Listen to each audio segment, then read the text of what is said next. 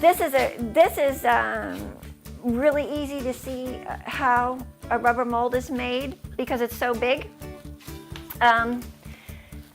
This rubber, this was a custom piece. This is actually somebody's horse that I took all the measurements of the horse and really made him as lifelike as I possibly could.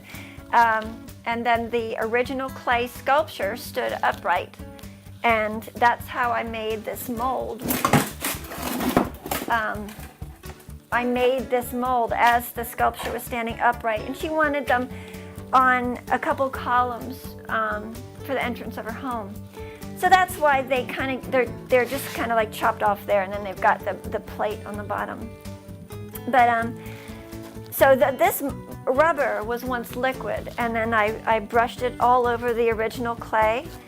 And then this is the mother mold I was talking about. This is fiberglass.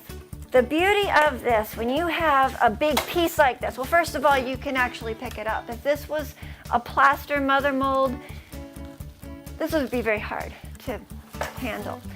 But this has a certain amount of flexibility to it. You know, if I couldn't get this ear out, I could wiggle this a little bit and really, jimmy it out, and I can get that ear out, because you don't want to get stuck in a mold. And this is a very nice lady, and she just loves her horse. And this was a little awkward for me because I never saw the horse. I had to do this all from pictures, so I didn't know his personality.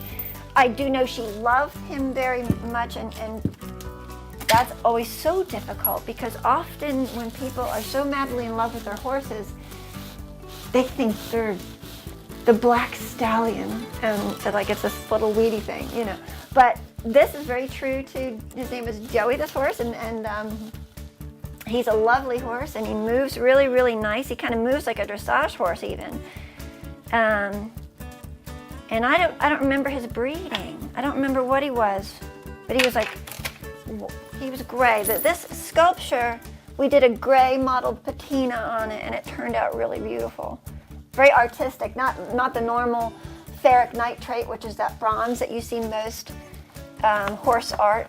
The bad thing about these molds is storage, because if they're in heat or extreme temperatures, they're going to have a shelf life, and you're going to lose them eventually. They're going to get that gooey, sticky, icky, gooey stuff on them. Okay. Earlier I was talking about jimmying a mold open and hoping you don't mess things up. I